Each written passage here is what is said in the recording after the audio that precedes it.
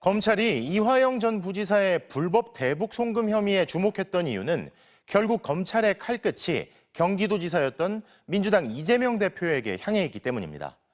하지만 법원은 불법 대북 송금에 대한 사실관계를 인정하면서도 이 같은 사실이 이 대표에게 보고됐는지는 사건과 무관하다는 입장입니다. 오늘 판결과 앞으로의 전망에 대한 손구민 기자의 보도 보시죠.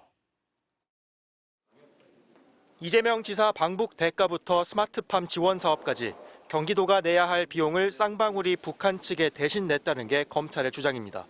또 이 전 과정을 이화영 전 부지사가 이재명 당시 지사에게 다 보고했다는 게 검찰이 그리고 있는 얼개입니다.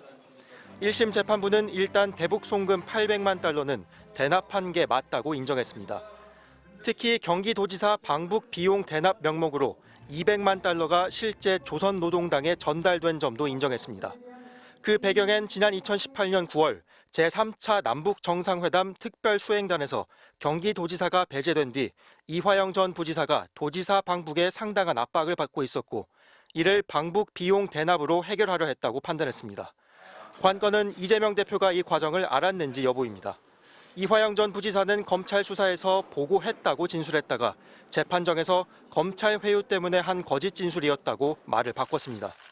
이에 대해 1심 재판부는 도지사에게 보고됐는지는 사건과 무관하다면서 아예 판단하지 않았습니다.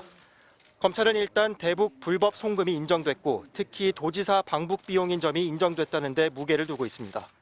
검찰 고위 관계자는 오늘 판결 직후 이 대표와 이 전 부지사 두 사람의 공모 관계만 밝히면 되는 것이라면서 이재명 대표 기소만 남았음을 내비쳤습니다. 하지만 이 공모 관계에 대해 영장 청구 당시 재판부는 이 대표 관여에 다툼의 여지가 있다고 봤고 기록을 검토한 1심 재판부 역시 판단을 유보했다는 점에서 그 입증이 쉽지만은 않을 거란 분석도 나옵니다. 오늘 대장동 재판으로 법원에 출석한 이 대표는 따로 입장을 밝히지 않았습니다. 검찰 추가 수사 이어가겠다는 입장 냈습니다. 어떻게 생각하십니까? 정치권은 엇갈린 입장을 내놨습니다.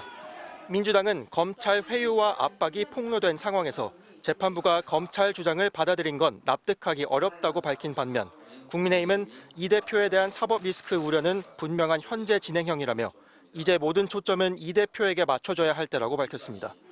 MBC 뉴스 손구민입니다.